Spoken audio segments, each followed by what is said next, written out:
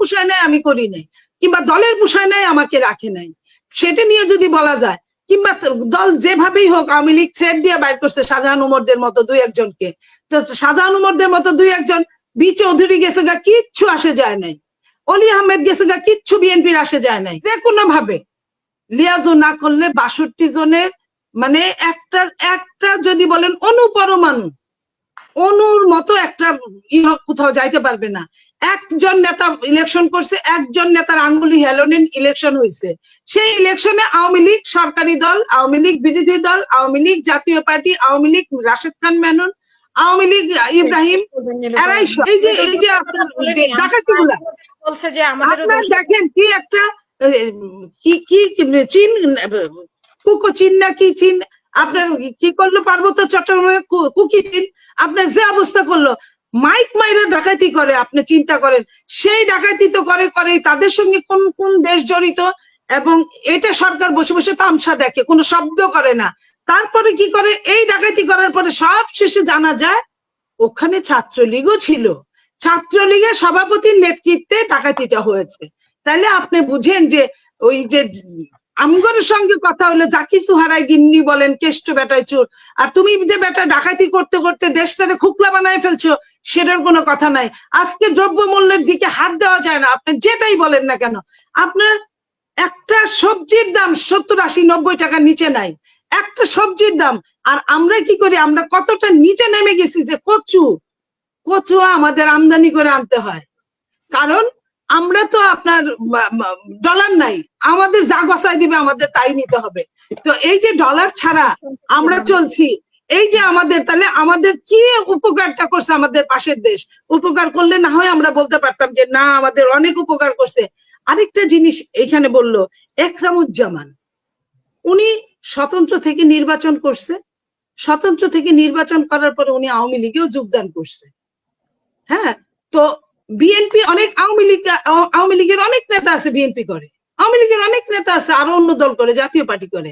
আওয়ামী লীগের আমরা কি ওগুলা বলতে যাই দল আমার পোষায় নাই আমি করি নাই, কিংবা দলের পোষায় নাই আমাকে রাখে নাই, সেটা নিয়ে যদি বলা যায়, কিংবা দল যেভাবেই হোক আওয়ামী লীগ থ্রেড দিয়ে বাইর করছে শাহজাহান উমরদের মতো দুই একজনকে, তো শাহজাহান উমরদের মতো দুই একজন বি চৌধুরী গেছে গা, কিচ্ছু আসে যায় নাই, অলি আহমেদ গেছে গা, কিচ্ছু বিএনপির আসে যায় নাই, নাজমুল হুদা নিয়ে গেছে, কিচ্ছু আসে যায় নাই। ওরকম এক সাগর থেকে এক বালতি পানি ফেলে দিলে সাগরের কিচ্ছু যায় আসে না।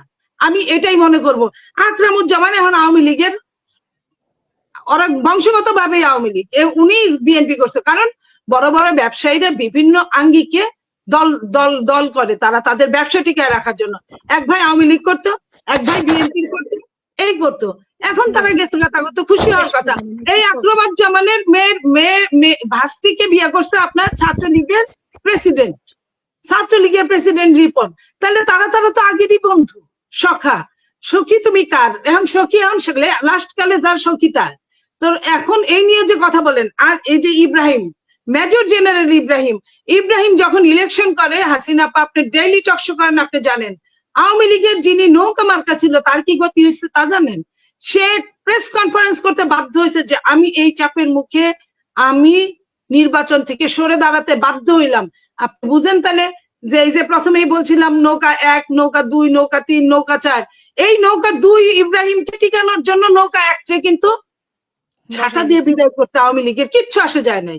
ঠিক তেমনি আপনার ওই যে ৬২ জন বলছি ঘুরে ঘাইরে নৌকার সঙ্গে যে কোনো ভাবে লিয়াজু না করলে ৬২ জনের মানে একটা যদি বলেন অনুপরমাণু অনুর মতো একটা কোথাও যাইতে পারবে না। একজন নেতা ইলেকশন করছে, একজন নেতার আঙ্গুলি হেলনের ইলেকশন হয়েছে, সেই ইলেকশনে আওয়ামী লীগ সরকারি দল, আওয়ামী লীগ বিরোধী দল, আওয়ামী লীগ জাতীয় পার্টি, আওয়ামী লীগ রাশেদ খান মেনন, আওয়ামী লীগ ইব্রাহিম, এরাই সব। তো এইখানে আর কেউ নাই, আর কারো হওয়ার কোনো অপশনও নাই, বুঝছেন? তো এই জায়গায় আমি বলতে চাই যে আওয়ামী লীগ যখন এজেন্ট হয়, আমি আবারও বলছি আপনি কথাটা নোট করে রাখবেন, এজেন্ট যখন একটা দল হয় তখন ওই এজেন্ট যাকে নিবে সেই থাকবে, এটাই স্বাভাবিক, এর বাইরে কিছু নাই। তাই এই কথার বাইরে আর কিছুই বলতে পারলাম না। আমি এইটুকু বলতে চাই, আপনার শেষ অনেকটা সময় চলে গেছে, ১ ঘন্টার উপরে। আমি শুধু এইটুকু বলতে চাই, বাংলাদেশের মানুষের বোধোদয় হোক, বোধোদয় এখনো বাংলাদেশের এই বিনা ভোটে সরকারের বোধোদয় হোক, নইলে এটার খেসারত তাদেরকে কড়ায় গুন্ডায় দিতে হবে। এবং এই মাসুলের মানে সাইড এফেক্টটা এত বেশি হয়ে যাবে যে বলার মতো না। কারণ প্রত্যেকটা জিনিসের আমি যদি বলিও সবকিছুর বাইরে, আমি ধর্ম সমাজ সবকিছু বাদ দিলেও প্রকৃতিগত একটা আপনার পানিশমেন্ট আছে, এটা থেকে আমরা কেউ মুক্ত না। এটা থেকে কখনোই কেউ মুক্ত হয় নাই। কেউ কোনো অপরাধ করলো, কেউ দেখলো না, সে নিজে জানলো এবং সেটার একদিন দাম পাবে। সেই হিসেবে বলছি, বাংলাদেশের এই যে কোটি কোটি মানুষকে নিয়ে যারা খেলছে তাদেরকে বলছি, এখনো তাদের বোধোদয় যদি হয়, আল্লাহ ক্ষমাশীল। আল্লাহ ক্ষমাশীল এবং ইসলাম ধর্ম একটা ক্ষমাশীল ধর্ম। ইসলাম ক্ষমা করতে জানে। তো বাংলাদেশের মানুষ 100 জনের 90 জন মানুষ ইসলাম ধর্মে বিশ্বাসী।